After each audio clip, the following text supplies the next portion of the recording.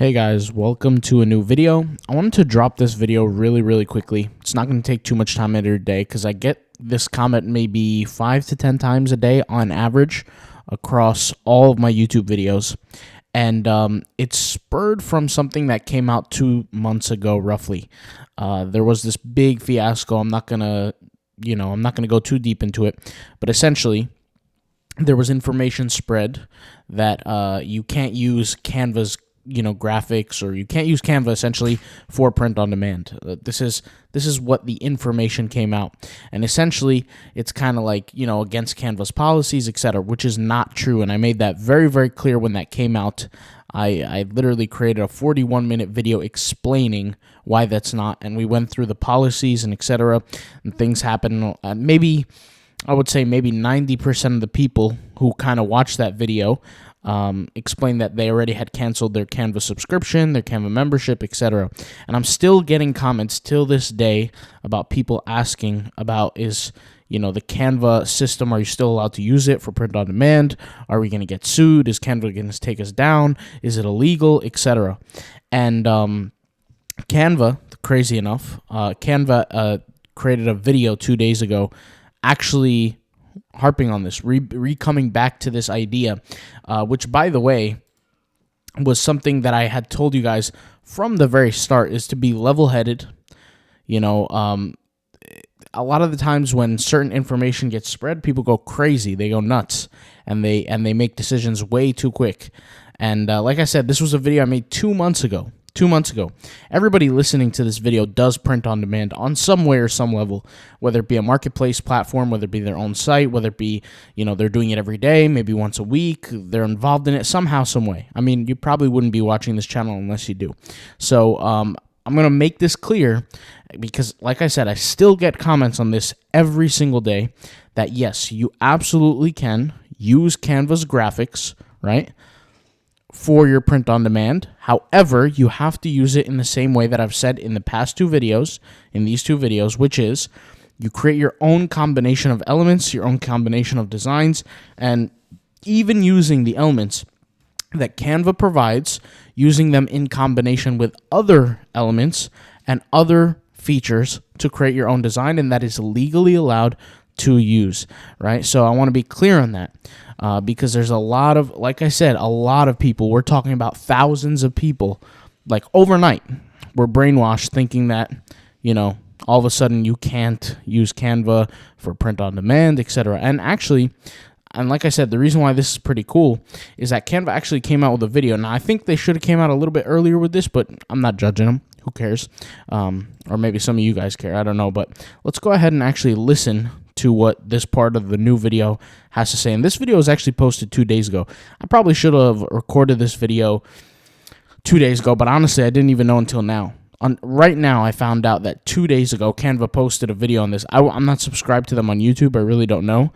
But maybe I should subscribe to them on YouTube and watch their videos more often. But let's go ahead and take a look here. So this is a chapter in their video called What is an Original Design? And they kind of explain that you have to have an original design, right, to essentially be considered a fair printable, essentially. And a printable is any kind of design or any kind of creation that is made for the purpose to be printed, right?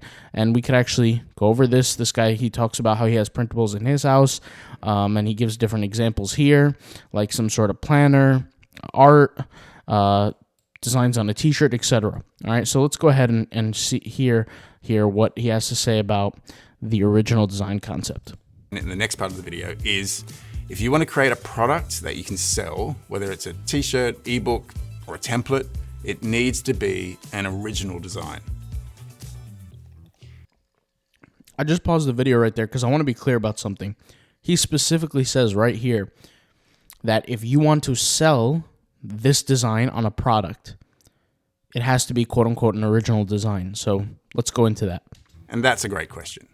Sometimes also called a unique design, this means you're using a combination of design elements to create a new creative work. So he uses the word original and unique relatively interchangeably. He just said it right now. He said also known as, or also can be called as, and he's very clear on that here. that a unique design is also an original. If it's unique, then it has to be somewhat different than the original formation of that element. But like I said, don't take it from me, take it from the video. Hey, will you stick around? I could probably use you if in case I use more jargon. Let me show you what I mean. Say I want to create a t-shirt to print on demand. Well, I can't use any of these pre-made templates. These have been created by someone in the creators community, and if I tried to sell their creation, well, it would be a little bit like profiting off someone else's hard work. I also couldn't start with a blank template, search for a graphic or a photo from the library, put it on the shirt by itself, and then upload that to print. Again, so this is where he's getting into now. When you search for an element, you put it on a design, and you try to sell it, that's exactly what you cannot do, right? So you can't take the element in its unedited, I guess you could say unchanged format, right? In its original design, and then just try to print it and sell it. You can't do that. All right. So let's go ahead and continue, which once again, this is everything I've said in the first 2 videos when this whole fiasco came out. Someone else has created that individual graphic or photo. So trying to sell a t-shirt with only that element on it, it's not my original creation. Now, this is where people might get confused. If I add more graphics to this design, maybe some text in here,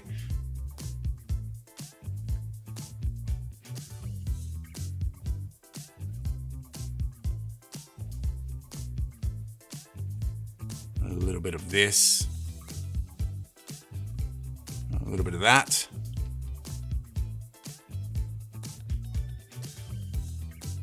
well, suddenly I have a design I can call my own. Yep, this is a question that we get asked a lot, and it's a hard one to answer.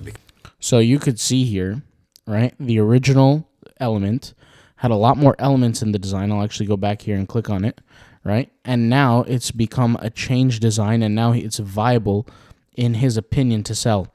But here's the question now. The question poses, how do I know if enough is done to call it my own? So for example, if you take the design and slap, like, let's just say a few words on it, is that good enough?